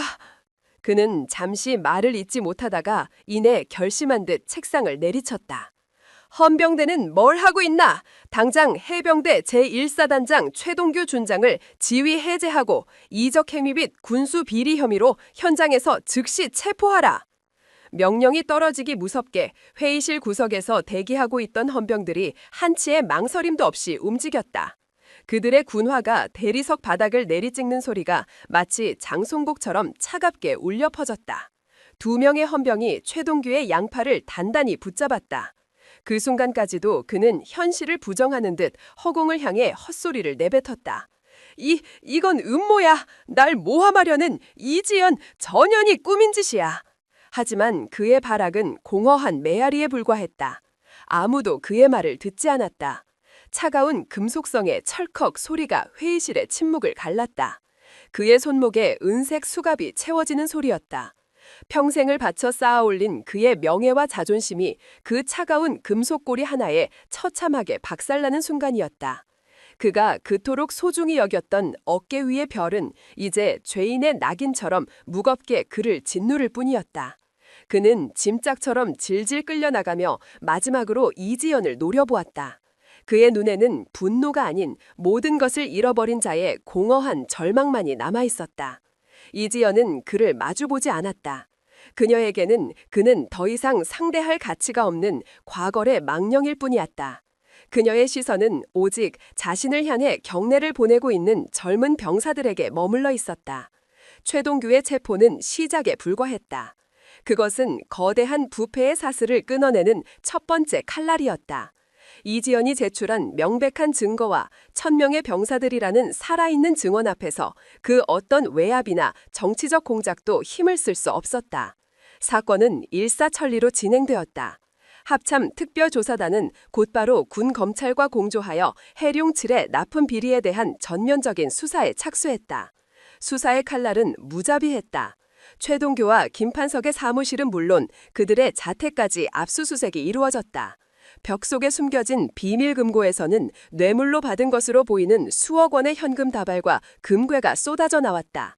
그들의 통화 기록과 이메일 내역을 분석하자 그들과 결탁한 방산업체 오션디펜스와의 추악한 거래 내역이 고구마 줄기처럼 줄줄이 딸려 나왔다. 수사관들이 오션디펜스의 본사 건물을 덮쳤을 때는 그곳은 이미 아수라장이었다. 임원들은 해외로 도피하려다 공항에서 체포되었고 회계 담당자들은 컴퓨터 하드디스크를 파괴하고 중요 서류들을 파쇄하려다 현장에서 덜미를 잡혔다. 하지만 이미 늦었다. 이지연의 보관 박민우 상사가 이끄는 합참의 사이버 수사팀은 그들이 삭제하려 했던 모든 데이터를 이미 다른 곳에 백업해둔 상태였다. 복권된 데이터 속에는 그들의 상상을 초월하는 검은 거래의 기록이 고스란히 담겨 있었다. 그들은 원가를 절감하기 위해 중국산 저급 합금을 사용하고 마치 국산 최고급 특수 강판을 사용한 것처럼 서류를 조작했다. 엔진의 핵심 부품들은 폐선박에서 떼어낸 고물 부품이나 값싼 복제품으로 교체한 뒤 독일제 정품을 사용한 것처럼 위장했다. 그렇게 빼돌린 수백억 원의 국방 예산은 최동규와 김판석을 비롯한 군 고위 관계자들과 그들을 비호해준 정치권 인사들의 주머니 속으로 흘러들어갔다. 그들의 탐욕이 만들어낸 바다 위의 관에 탈 뻔했던 1000명의 병사들의 목숨값은 그들의 호화로운 별장과 외제차 그리고 자녀들의 유학자금으로 둔갑해 있었다. 온 나라가 발칵 뒤집혔다. 언론은 연일 대서특필했고 국민들의 분노는 하늘을 찔렀다. 이지연을 월권 행위를 한 여장군이라 비난했던 언론사들은 언제 그랬냐는 듯 태도를 바꿔 그녀를 부패를 척결한 영웅으로 칭송하기 시작했다. 동정 여론을 얻으려 했던 김판석의 아내는 집 앞에 몰려든 기자들과 성난 시민들의 비난을 피해 자취를 감췄다. 그리고 마침내 심판의 날이 왔다. 군사법원은 유례 없이 삼엄한 경비 속에서 열렸다. 피고인석에선 최동규와 김판석은 더 이상 위풍당당한 해병대의 장군과 대령이 아니었다. 계급장이 모두 뜯겨나간 죄수복 차림의 그들은 모든 것을 잃고 껍데기만 남은 초라한 늙은이에 불과했다. 최동규의 얼굴에는 모든 것을 체념한 듯한 공허함이, 김판석의 얼굴에는 여전히 현실을 부정하는 분노와 증오가 서려 있었다. 재판장은 차갑고 무거운 목소리로 판결문을 읽어내려가기 시작했다. 그의 목소리는 회의실에 모인 모든 사람들의 심장을 얼어붙게 할 만큼 냉정하고 단호했다. 피고인 최동규, 피고인 김판석, 외 관련자 15인에 대한 판결을 선고한다. 재판장은 잠시 말을 멈추고 피고인석을 서늘한 눈으로 훑어보았다. 피고인들은 조국과 국민이 부여한 신성한 국방의 의무를 저버리고 사사로운 이익을 위해 부하 장병들의 생명을 담보로 국가를 기만하였다. 이는 단순한 군수 비리를 넘어 국가 안보의 근간을 뒤흔드는 명백한 이적 행위에 해당한다. 이적 행위라는 단어가 법정에 울려 퍼지는 순간 최동규의 어깨가 무너지듯 축 처졌다. 군인에게 이보다 더한 사형 선고는 없었다. 이에 재판부는 피고인들의 죄질이 극히 불량하고 반성의 기미가 전혀 없으며 군의 명예를 실추시킨 점 등을 고려하여 다음과 같이 선고한다. 법정의 모든 사람들이 숨을 죽였다. 피고인 최동규, 군형법상 이적죄, 뇌물수수, 직권남용 등의 혐의를 적용하여 무기징역에 처한다. 무기징역. 최동규의 눈이 허공을 향하며 그의 몸이 휘청거렸다. 하지만 심판은 거기서 끝나지 않았다. 피고인 김판석, 상관폭행, 직권남용, 군수품 횡령 공모 등의 혐의로 징역 30년을 선고한다. 아울러 피고인 최동규와 김판석의 모든 군 계급과 서훈을 박탈하고 불법 취득한 모든 재산을 몰수하여 국고에 환수한다. 망치 소리가 법정을 울렸다. 탕, 탕, 탕. 그것은 그들의 인생에 마침표를 찍는 무자비하고도 완벽한 단죄의 소리였다. 그들이 그토록 지키려 했던 돈, 명예, 권력이 한순간에 먼지처럼 사라졌다. 그들에게 남은 것은 차가운 감옥의 벽과 영원히 씻을 수 없는 반역자라는 낙인뿐이었다.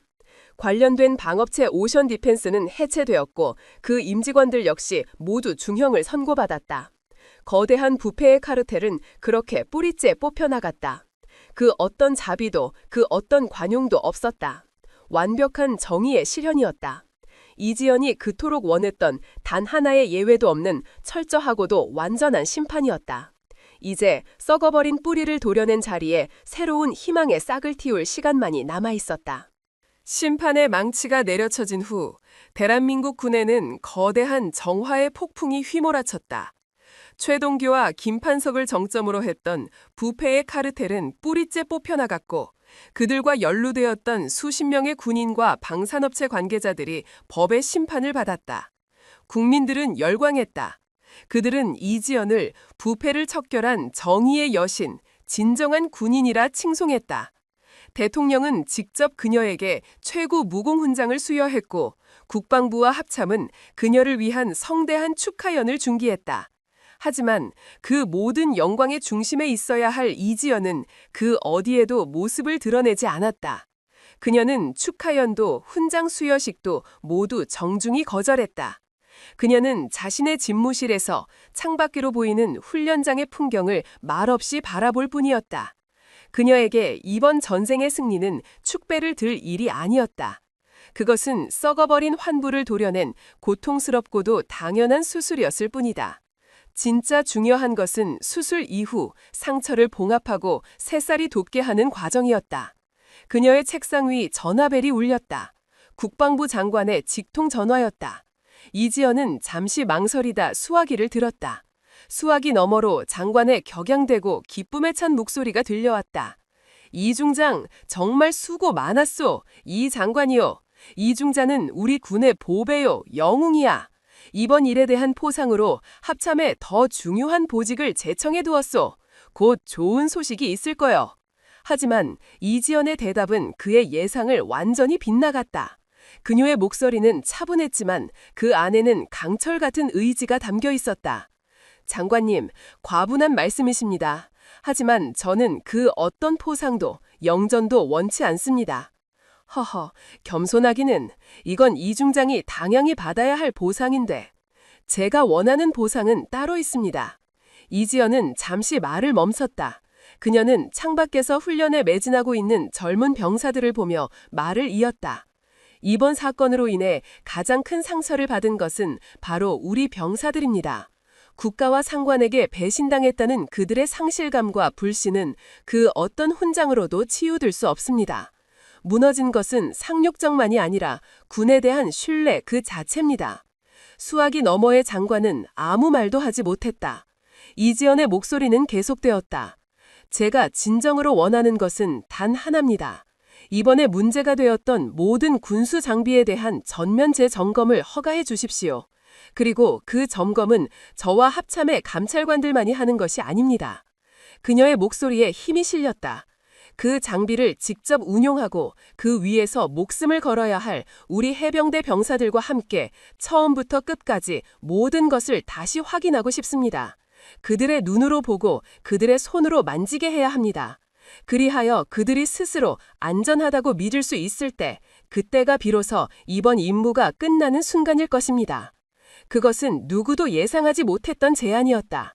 영광을 뒤로 하고 다시 가장 힘들고 고된 현장으로 돌아가겠다는 선언이었다. 수화기 너머에서는 긴 침묵이 흘렀다. 그리고 마침내 깊은 감동과 존경이 실린 장관의 목소리가 들려왔다. 알겠소. 이중장의 뜻이 그렇다면 전적으로 지원하겠소. 그것이야말로 지금 우리 군에 가장 필요한 일이니까. 몇 주 후 다시 강릉의 훈련 해변. 하지만 그곳의 풍경은 예전과 완전히 달라져 있었다. 부식되고 금이 갔던 해룡칠들은 모두 폐기 처분되었다. 그 자리에는 막강한 위용을 뽐내는 진짜 신형 상륙정들이 도열해 있었다. 강화 특수합금으로 제작된 견고한 선체, 힘찬 포효를 내뿜는 독일제 신형 엔진, 보기만 해도 믿음직스러운 진짜 바다의 용들이었다. 그리고 그중 가장 선두에 있는 상륙정의 갑판위, 이지연 중장은 화려한 정복이 아닌 가장 평범한 야전 전투복 차림으로 서 있었다. 그녀의 주변에는 이제 더 이상 그녀를 이방인으로 보지 않는 해병대원들이 함께 서 있었다. 그들의 눈에는 경계심이나 적대감 대신 깊은 신뢰와 존경심이 가득했다.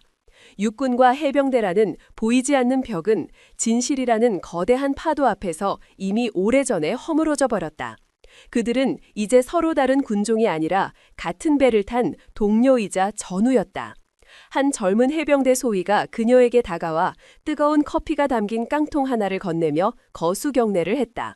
그는 청문회장에서 가장 먼저 목소리를 냈던 바로 그 젊은 장교였다. 중장님, 모든 점검을 마쳤습니다. 완벽합니다.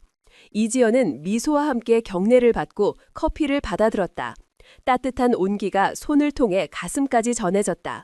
그녀는 소위의 어깨를 툭 치며 말했다. 수고 많았네. 이제 자네들이 직접 확인할 차례야. 그녀는 고개를 들어 저 멀리 펼쳐진 푸른 수평선을 바라보았다.